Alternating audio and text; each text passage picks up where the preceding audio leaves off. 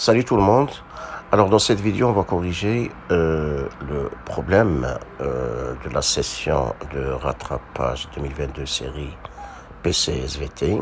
Il s'agit dans ce problème d'étudier une fonction, puis de tracer sa courbe dans un repère orthonormé. Ensuite, donner le nombre de solutions d'une équation dans R en utilisant cette courbe. Et tracer la courbe d'une autre fonction en utilisant cette courbe. Et enfin, le calcul de l'aire d'une portion du plan.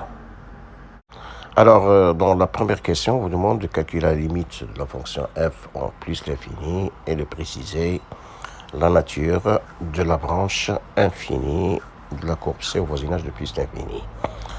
Alors, la limite de la fonction f en plus l'infini ne pose pas de problème puisque la limite de x puissance 4, c'est plus l'infini. La limite de ln de x, c'est plus l'infini, en plus l'infini. Puis moins 1, la limite de ln de x moins 1, c'est plus l'infini, en plus l'infini. Alors, au carré, donc la limite de ln de x moins 1 au carré, c'est encore plus l'infini. Alors, plus l'infini fois plus l'infini, hein, d'accord? Donc, c'est plus l'infini. Donc, la limite de f de x quand x tend vers plus l'infini, c'est plus l'infini. Après, pour étudier la branche infinie de la courbe C au voisinage plus l'infini, donc on utilise la limite de f de x sur x lorsqu'x tend vers plus l'infini. Donc ici, pas de problème. Pour x supérieur à x moins 0, f de x sur x, c'est x puissance 3 facteur de ln de x moins 1 au carré.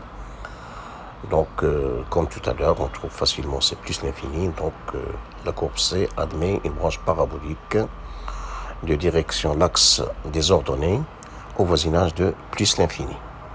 On passe maintenant à la question 2 petit a où on vous demande de montrer que la fonction f est continue à droite en 0. Alors pour ce faire, on va montrer que la limite de f de x lorsque x tend vers 0 plus est égale à f de 0, c'est-à-dire égale à 0.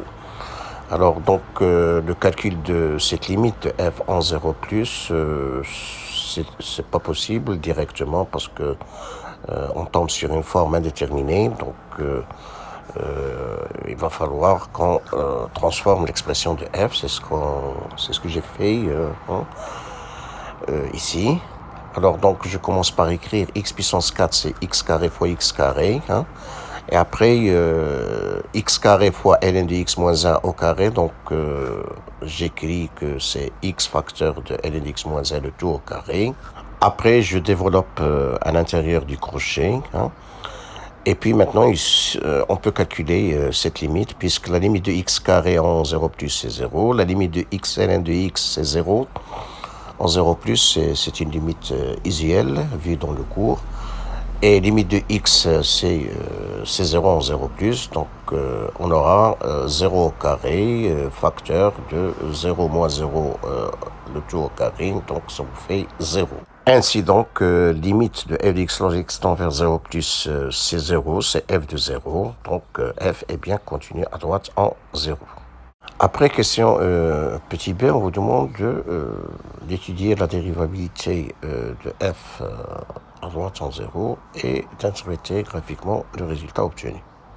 Pour cela, il suffit d'étudier la limite en 0 plus du taux de variation de f entre x et 0. Alors, x étant strictement positif, alors f de x moins f de 0 sur x moins 0, hein, ce taux de variation, c'est égal à f de x moins f de 0, c'est-à-dire moins 0, c'est f de x sur x moins 0, c'est x, donc c'est f de x sur x. Alors, j'utilise l'expression que j'ai utilisée tout à l'heure, x carré, facteur de x moins ln de x moins x, le tout au carré.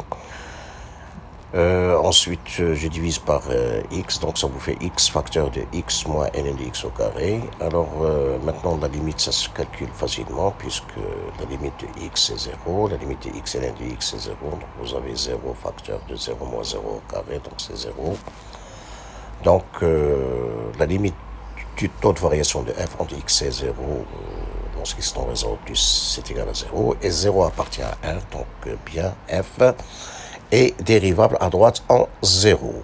Et quant à l'interprétation graphique de ce résultat, alors tout simplement, la courbe C admet une demi-tangente au point d'abscisse 0. Hein. Alors, cette demi-tangente, elle est horizontale, autrement dit, le coefficient directeur de son support, c'est égal à 0.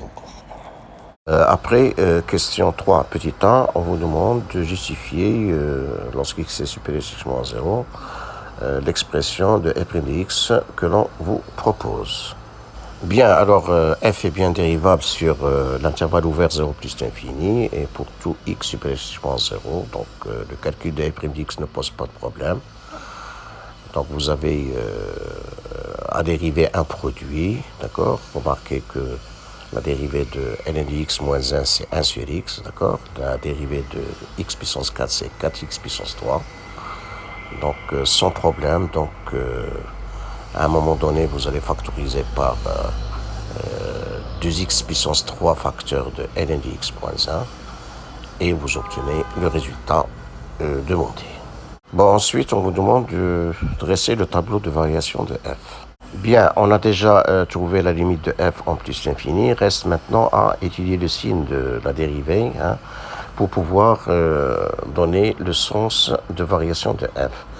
Alors donc, lorsque x est supérieur à 6.0, donc on a trouvé que tout à l'heure que f' de x était 2x puissance 3 facteur ln de x moins 1 facteur de ln de x moins 1. Bon, je factorise de ln de x moins 1 par 2 et le 2 je le mets avec 2x puissance 3, donc ça me fait 4x puissance 3. Bon, après, donc je remarque que 4x puissance 3 est supérieur strictement à 0. Le signe de ln de x moins 1 qui est égal à ln de x moins ln de e, c'est le signe de x moins e. Le signe de ln de x moins 1 demi qui est égal à ln de x moins ln de exponentielle 1 demi, c'est le signe de x moins exponentielle 1 demi. Je rappelle que pour tout réel strictement positif A et B, le signe de ln de A moins ln de B, c'est le signe de A moins B. Donc, le signe de f' de x sur l'intervalle ouvert 0 plus l'infini, c'est le signe de x moins e facteur de x moins exponentielle 1 demi. Alors, ce produit-là, c'est un trinôme du second degré. Le coefficient de x carré, c'est 1, strictement positif. Alors, entre les racines qui sont e et exponentielle 1 demi, c'est le signe contraire du coefficient de x carré, c'est-à-dire c'est moins. Et à l'extérieur des racines, c'est plus. D'où le tableau de variation de petit f. Bon, je rappelle que e à la puissance 1 demi, c'est racine carrée de e. Ici, je vous montre comment on trouve 0 et e puissance 2 sur 4. Ensuite, question 4 petit a, on vous donne l'expression de f seconde de x pour x supérieur strictement à 0 et on vous demande d'étudier son signe sur l'intervalle ouvert 0 plus l'infini. Alors, ici, je vais utiliser la méthode que j'ai utilisée pour étudier le signe de f' de x sur l'intervalle ouvert 0 plus l'infini. Donc, vous factorisez par 6 dans la parenthèse 6 ln de x moins 5, d'accord? Et après, vous remarquez que le signe de f seconde de x n'est autre que le signe de x moins exponentielle 5 sixièmes facteur de x moins 1. Et vous avez donc facilement le tableau de signes de f seconde de x sur l'intervalle ouvert 0 plus l'infini. Voilà.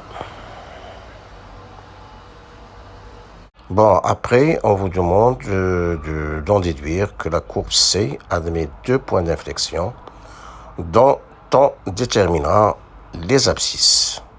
Bien, alors, d'après ce qu'on vient de voir, f seconde s'annule au point 1 et exponentielle 5 sixièmes, tout en changeant de signe. Donc, 1 et exponentielle 5 sixièmes sont les abscisses respectives des 2 points d'inflexion de la courbe C. Puis après, on vous demande de tracer la courbe C.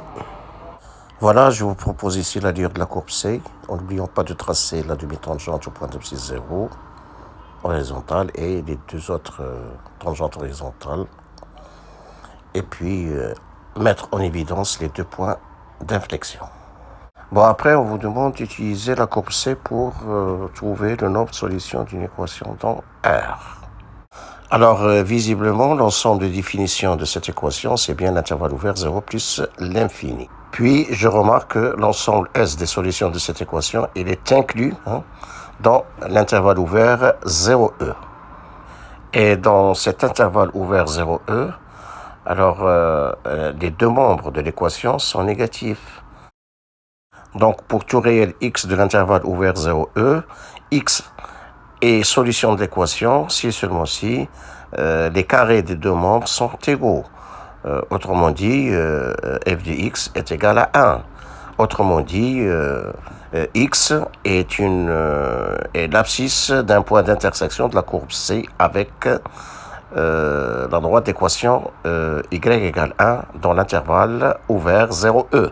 Et en revenant à la courbe C, on voit bien que dans l'intervalle 0E, la courbe C coupe la droite d'équation y égale 1 exactement en 2 points dans l'intervalle ouvert 0E. Et par conséquent, donc, le nombre de solutions de l'équation proposée est égal à 2. Bon, après, on vous définit une nouvelle fonction g, on vous demande de montrer qu'elle est paire. Alors, ça, la justification ne pose aucun problème. Après, question B, on vous demande de tracer la courbe CG dans le même repère.